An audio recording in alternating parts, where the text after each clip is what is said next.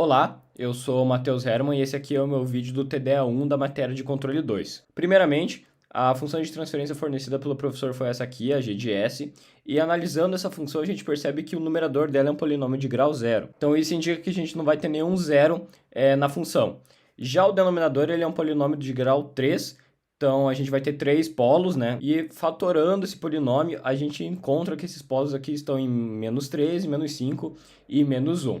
Então, com isso, a gente plota um primeiro diagrama, que é só desenhar o gráfico ali e colocar as raízes, né, no eixo. Então, para fazer a verificação da condição angular, para ver quais intervalos pertencem ou não pertencem a esse diagrama, a gente vai pegar alguns pontos aleatórios ali entre os polos e vai verificar quantos zeros ou polos existem à direita desse ponto selecionado. Se esse número for ímpar, indica que esse intervalo pertence ao diagrama do lugar das raízes, e se esse número for par, indica que não pertence. Então, primeiramente, no ponto S0, a gente não tem nenhum ponto à direita, então isso indica que esse ponto está a 0 graus de todos os polos, então não bate a condição angular.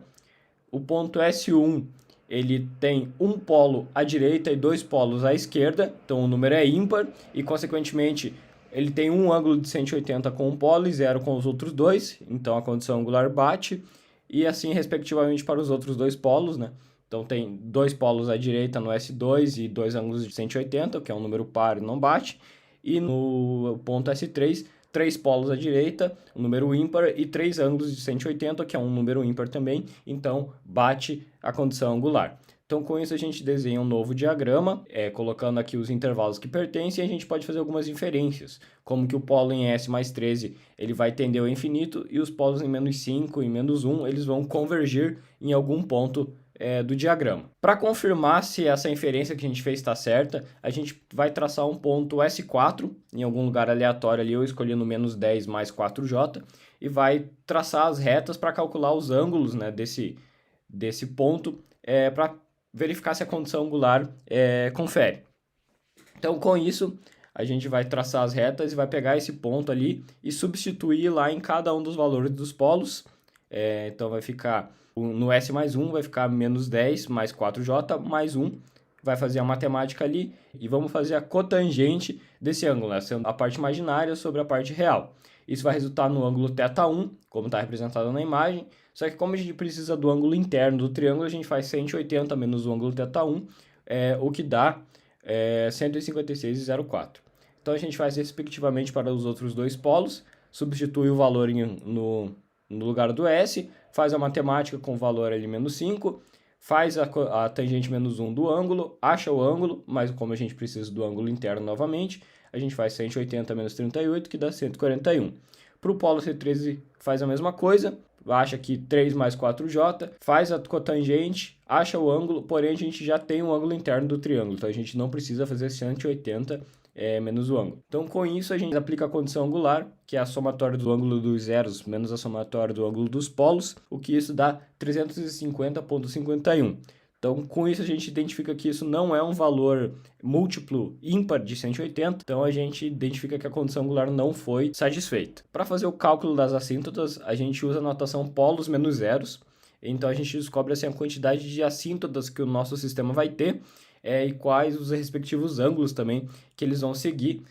Mas nesse caso a gente pode fazer o cálculo também dos ângulos de maneira manual, mas eu segui a convenção aqui, né, de que é 60, 300 graus e o outro seguindo uma assíntota de zero, pois a gente vai ter tem três polos e nenhum zero, então ele tem três assíntotas que vai seguir, digamos, a curvatura padrão. Então com isso a gente pode inferir que a gente vai ter uma assíntota em 180 graus lá no S-13, que vai seguir o eixo real, e teremos duas assíntotas em S mais 5 e S menos 1, que vão se encontrar em algum ponto e vão fazer uma assíntota conjugada ali dos dois polos. Para fazer o cálculo do encontro dos polos ali entre menos 5 e menos 1, a gente deve derivar a função g de s. Então a gente faz a derivada dela aqui, que vai dar esse monstrinho para a gente. E pegando o numerador dela e encontrando as raízes desse numerador, a gente vai encontrar o lugar dos polos onde ele se encontra. Então, tirando as raízes desse polinômio, a gente encontra o valor de menos 2,8 e menos 9,8. Então, como a gente já verificou aqui, menos 10 lá anteriormente não pertence ao diagrama do lugar das raízes, então aquele intervalo não pertence, então obviamente vai ser o menos 2,8 ali, o lugar que ele se encontra. Então, com isso, a gente pode desenhar um diagrama aqui meio geral, sem precisão, para demonstrar onde está, como seria o esboço real do lugar das raízes. E a gente pode também calcular o valor do ganho K, pegando algum ponto aqui que a gente conhece no eixo real, já que a gente sabe que pertence, né, um intervalo, para não ter que verificar a condição angular, chutando um ponto aqui no meio e verificar a condição angular também. A gente pega um ponto aqui em S-2, sendo sem variação no eixo conjugado, e aplica a condição de módulo. Então a gente faz o módulo do denominador da função g de s sobre o módulo do numerador da função g de s.